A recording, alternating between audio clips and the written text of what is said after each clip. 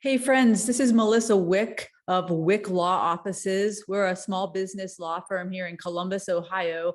Today I wanted to talk to you about social enterprise and generally using your business for good in your community. So it should come as no surprise to many of you that most consumers these days are really interested in purchasing from and working with businesses who use their business to help the common good, right? So there are a few different ways you could do that. And I wanted to talk to you a little bit about those today.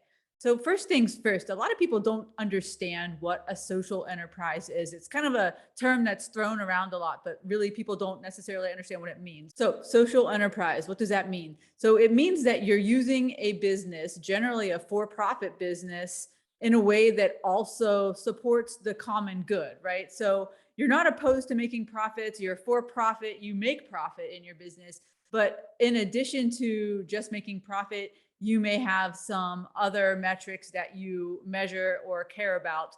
And so I'll give you an example of a good one here in Columbus. Hot Chicken Takeover, for instance, is a really well-known social enterprise, right? So that's a for-profit business. They do a good business. They make good revenue. So Hot Chicken Takeover is a place that employs people that could have a lot of barriers to employment otherwise, right? So that's sort of their underlying cause. Now they serve chicken for profit and they make profit and they have a restaurant, they're in a business that's for profit, yet they hire and they focus on hiring and supporting people who may not be able to get gainful employment otherwise. So that's a great example of a social enterprise. I wanted to talk to you a little bit about how you might want to think about structuring your business if you did want to start a social enterprise. So a plain old LLC is generally a great way to do it, right? You can do an LLC and be a social enterprise, and you can also do it as a corporation. But what starts to happen is that if you're a corporation and you have several investors, you may run into an issue because as a director or owner or shareholder of a corporation, you have an obligation to maximize profits, right? So generally in business, a for-profit business, the goal is to maximize profits. And really there's an argument to be made that you can't do anything that would detract from maximizing profits. So sometimes when you're trying to run a business that may incorporate an aspect of giving back to the community, you might run up against shareholders saying that, hey, you're in a for-profit business and you need to make decisions that only maximize profit. So because of the conflicts that could happen regarding whether or not you're making decisions that are maximizing profit for your for-profit business, you may want to think about becoming a B corporation.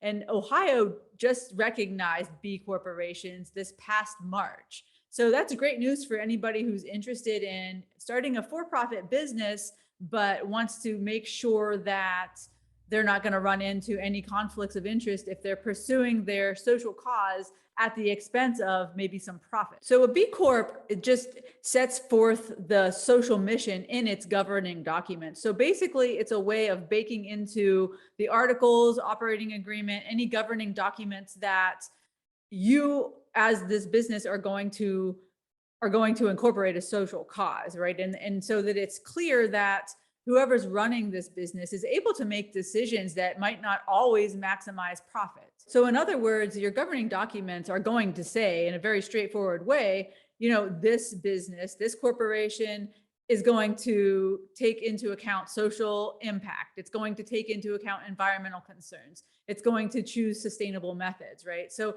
that you're never going to run up against a shareholder who says, hey, there's a less expensive way of doing this. And on the other side of that, like if you do state in your articles or in your governing documents that you're going to consider social impact and the environment or sustainability, you don't always have to choose that path, right? It just gives you the option and it must always be considered, but it doesn't direct you to always choose that path. You can still choose profits.